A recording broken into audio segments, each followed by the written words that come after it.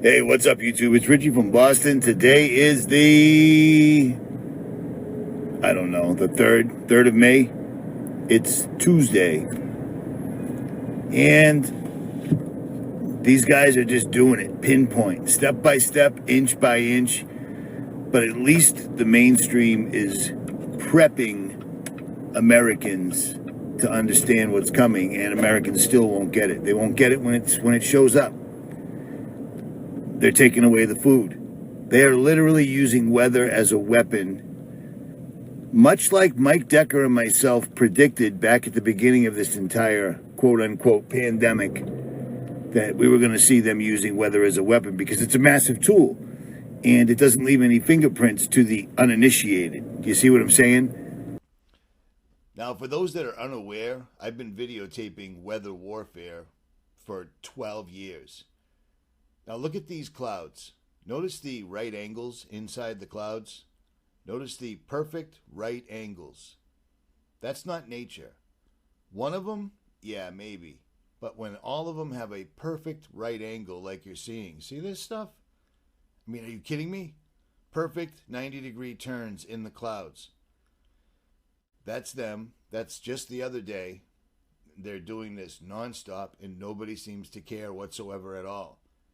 Myself and other channels have been yelling about this for years, but the long story short of it is they want to play God, and believe it or not, NASA is leading the charge. Instead of getting us to Mars, they're leaving that to some citizen.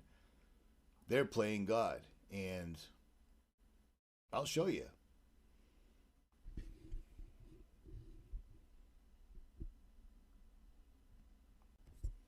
That just isn't coincidental. I mean, look at all those perfect 90-degree turns in the clouds. It was enough for me to go in the house and come back out and get a camera.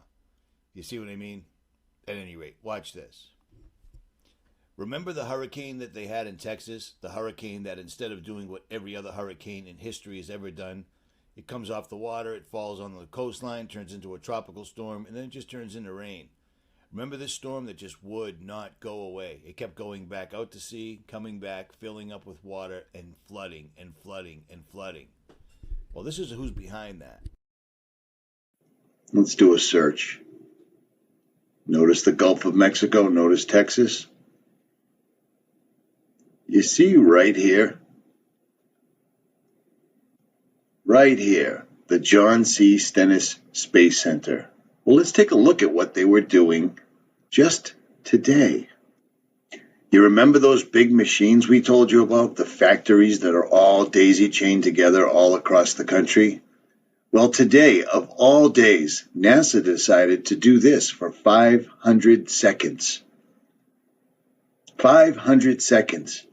Now, NASA knows, and everybody knows, that doing this affects the weather greatly. I've shown you this in past videos where there was actually BBC reporters there showing that this was occurring, and then right afterwards it caused rainfall in the local areas. Well, imagine if you're having a hurricane event that won't stop dumping water, killing people, driving people out of their homes, destroying the property, causing FEMA to have to come in, causing the National Guard to have to come in, and causing absolute destruction and devastation in one particular region that we all saw a couple of years ago right here. Remember that? Well, what's this entire area going through right now? Do you know what I mean? Look familiar? Today, they decided to blast this for the longest that it's been run. And the story is exactly what NASA is claiming, is this is in preparation to bring men to Mars. Now, if you're listening to my channel right now, or you've listened for a long time, or you've just started listening today, and if you believe any of the bullshit that these people are spewing out of their mouths about taking men in a rocket through outer space to land on a planet and colonize Mars, you are an idiot, and you are part of the problem. You are part of the reason the country is falling apart, because there is no such thing as flying to outer space. NASA cannot even get to the moon. And who said that? NASA said that. Don Pettit's come out numerous times and said the same thing. People don't seem to care. We can't get to the moon, but we're going to go to Mars. We have a hurricane that's literally destroying an entire region of the United States, and they decide today that for 500 seconds they should put all of this in the atmosphere. So back in 2017, the story, because this is when this is from, back in 2017, NASA was telling us that they had to run this during the hurricane that was devastating Texas, absolutely destroying Texas. They had to run this because they're testing rockets to get us to Mars. And yet in 2022, we know that that fable was indeed a fable because they're not getting us to Mars. Elon Musk and his flying cars are. But first, he has to buy Twitter. But after that, straight to Mars in a flying car. Meanwhile, they're controlling the weather, and they can do this.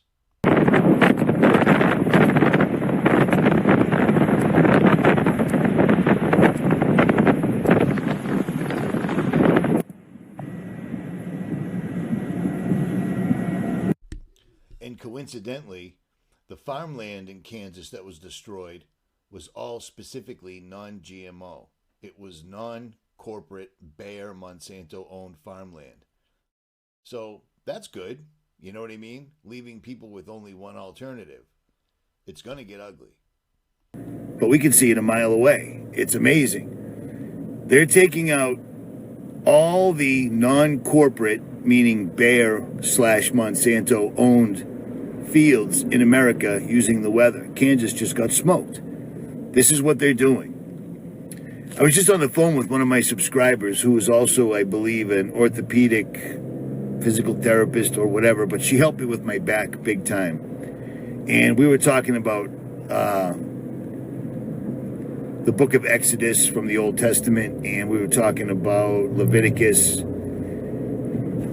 and we were talking about people. Because when you read Exodus and Leviticus and you read what these people had and what they did to please God,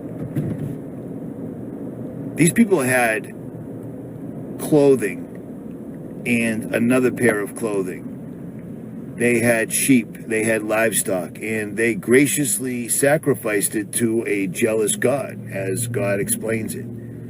I don't understand why God needs humans to sacrifice animals to him and spread blood all around the altar, the mercy seat, and all this other stuff, but it is what it is.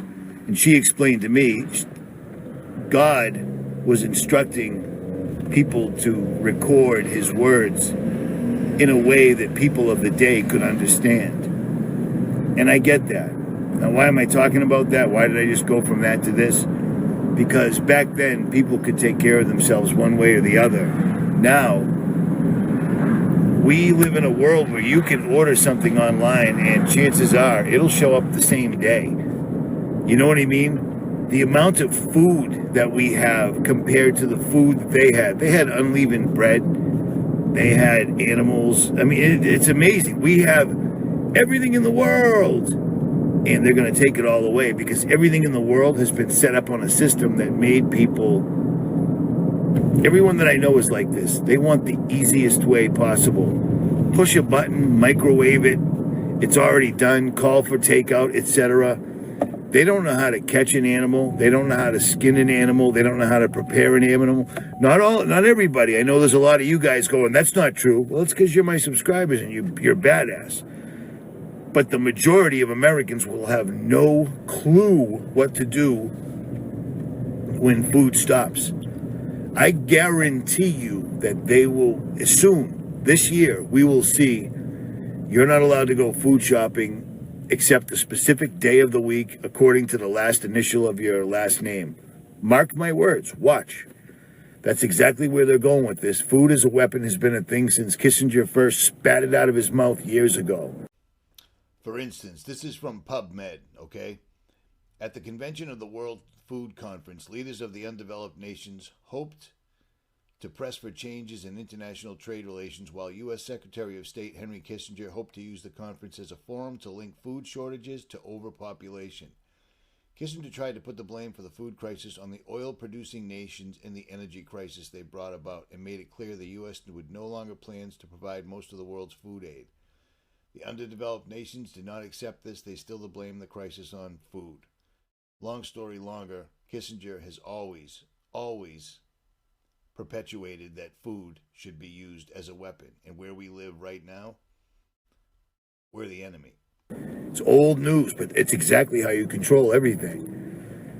They're already talking about fertilizer. I mean, this is going to get ugly, ladies and gentlemen. I am telling you. So, if you can get food now, get it now. All right? MREs are great because they last forever. They're pretty much self-contained, but they're made for people that are living in a war theater that are expending mass amounts of calories, etc.